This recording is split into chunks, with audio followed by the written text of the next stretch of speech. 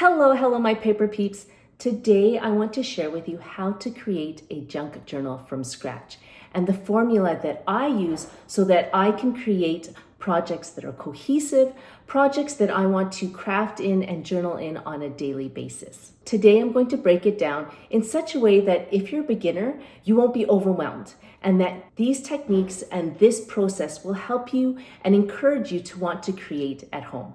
So let's get to the craft room. Now, the first thing you'll want to do is you need materials. As much as we call this a junk journal of used things from our house, we still need to gather all those materials. And so what I typically will do is grab an old book or unused notebooks. And then what I'll do is repurpose an old notebook or create a book from scratch. For example, this is a book from scratch. I used a cereal box to create this. To me, in all honesty, I find that this binding system is probably the easiest and simplest of all binding systems out there if you are a beginner, because you use a cereal box and wrapping paper with this. And that's what I did here. There's not too much measuring or anything like that. And if you're interested, I'll put a link to how to create a cereal box junk journal in the description box below or at the end of this video. The next thing you want to do is then grab some scrap paper. Maybe there is a paper line out there that you really enjoy, and you can use that in your journals. Then what you want to do is collect ephemera. I love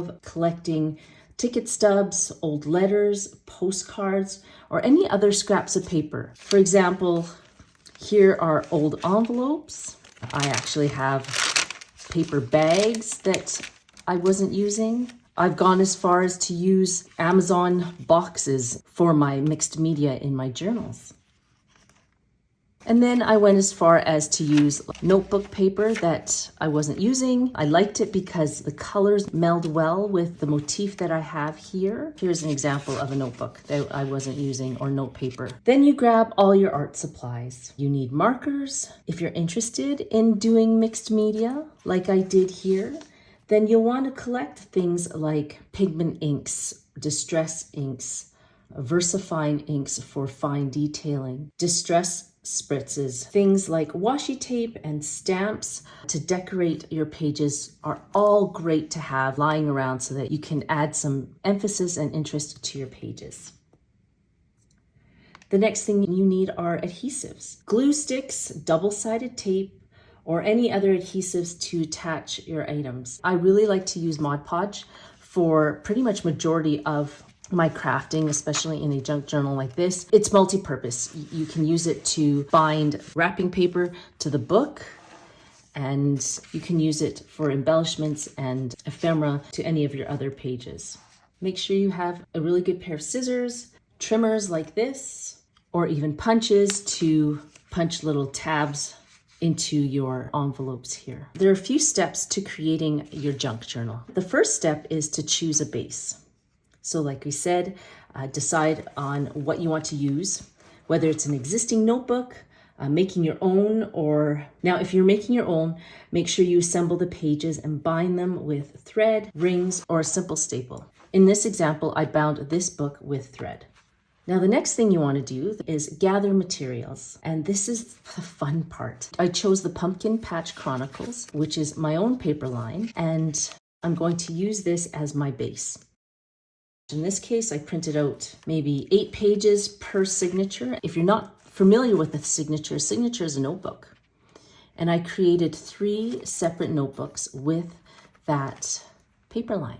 And then I collected ephemera and materials that I knew would go really well with this. And one of the things I love to use is polymer clay in my scrapbooks and my journals. I also love to add rub-ons, laser cut elements, ephemera from the paper line, washi tape, and I'll also use stamps and stencils to really jazz it up and create depth to the journal. Now, how do I create a layout? When I actually put all these signatures together, in this paper line, there were 3 sets of different signatures. They're all kind of have the same motif. There were 3 sets, and so I kept each set separately, as you can see here. This one has a little bit of paint splashing and stuff like that, but it still had the same vibe that the first journal has. And so I didn't belabor it. I just kind of printed them out and then stuck them all together.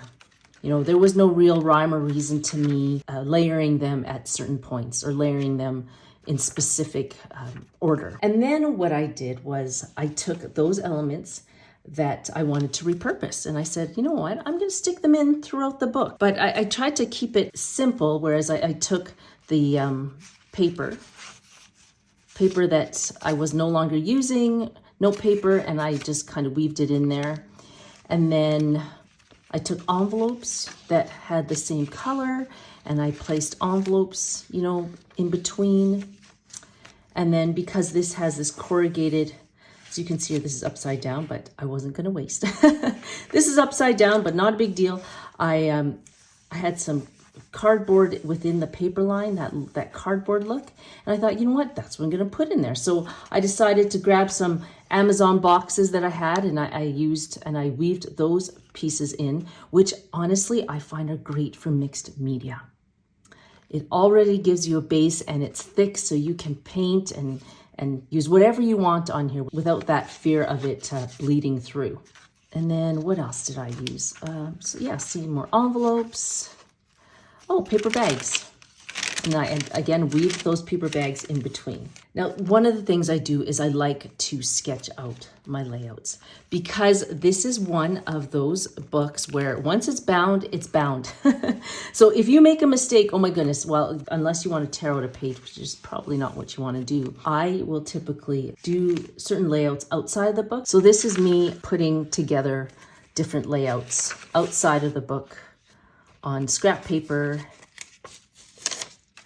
and then deciding, okay, these are kind of the three that I want to do, and then do that outside of the book and then transfer it into the book. And I'll do 3 or to 5, and I'll be like, okay, I'll do that, and I'll do this maybe 2 times within this signature, and then maybe a couple times within the second signature, and then a third time, a couple times within that signature. And then I'll take the second layout and go, okay, there's this layout. I love it. I'm going to do this several times again throughout the book. And then this is my third layout, and I'll take that again and I will recreate this several times, 3 to 4 times throughout the book as well. So you'll see these same elements being repeated throughout your journal. But it's also layered with other elements that are repeated throughout the journal. And again, for example, things like this, like a pocket here that has, you know, different tags in it. And I'll create this pocket 3 times and place it several times throughout the book. And then I have these envelopes here, and I'll take those, cut a few up, and then do that several times throughout the book. And then I have this envelope here, and I'll create those, 2 or 3 of those, and put those throughout the book. Now I have these inserts.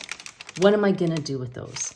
And a lot of the time, unless it's something like this, it's really hard to do mixed media, stamping and all those things on pages that may be a little smaller. For example, like a page like this or a page like this, in which case what I will do is I will use elements that don't require me to actually have a solid surface down here. Once this gets bulked up, it is extremely hard to stamp properly on pages that are loose like this and smaller. And so what I will gravitate towards is creating pages like this, where the only thing that I have done is really just inked the background with a stencil and then added elements that do not require you to have a solid backing for you to create on there. And usually those elements are washi tape, laser cut elements like these, and stickers. And so that allows you to create knowing full well that the images come out clear. They haven't been disrupted by whatever's on the other side. And in keeping with this whole idea of having trouble stamping on top of things that have, you know, you have already like embellished this, there's tags and stuff, or maybe this pocket is kind of sticking out and you're like, oh no, I really want to stamp on this. There are other options. And having like an acrylic background like this, I picked this up. It's easy to write while having this as a backdrop. Another element is adding elements like this, where you have a piece of cloth that you can actually stamp on and add text on. Here I used rub-ons to create the image that I wanted to create. And then I just added the elements accordingly to create a beautiful layout that you can just stick that insert within your junk journal and feel like you've created something beautiful. And again, like I said, everything was done outside of the book in this case. And then you just add it to the book like that.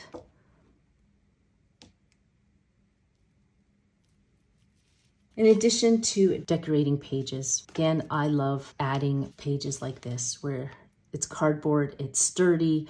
You can use texture paste, paint, spritzes and sprays without it bleeding through. That I find is great, and it's just a great way to flex that mixed medium muscle that you have. Like, it really just adds lots of texture to your journal. And then what I do is add personal touches. Honestly, the fact that you've created something is a personal touch. But for example, these little gems here, this is nail art. At some point I thought I'd do my nails and join the world in this whole idea of nail art, and yeah, no.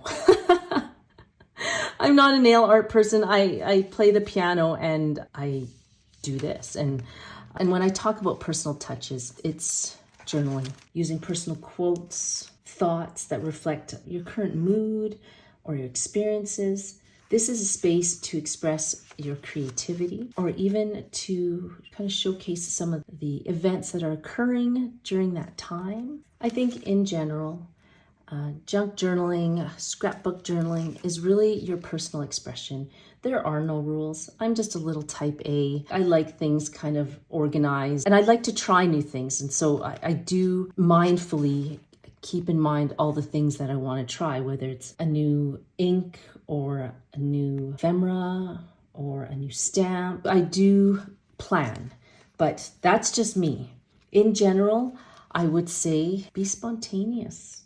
Let your creativity flow without overthinking each page. You don't have to be like me. I really need to take my own advice. And seriously, don't be afraid of mixed media. Don't be afraid to combine paints. Don't be afraid to add bricks and other materials. This quote here is from a book, but also don't be afraid of negative space either. There's something beautiful about negative space. Right here. Not having anything on this is beautiful too, because here you're showcasing the lines and even just the artwork on the paper. Remember, there are no rules. Have fun and let your imagination guide you. I hope you enjoyed this tutorial. If you need more tips and tricks on how to jazz up your scrapbook journals, then you'll probably want to watch this video here and here. Until I see you in those videos, take care and have a fantastic week. Bye.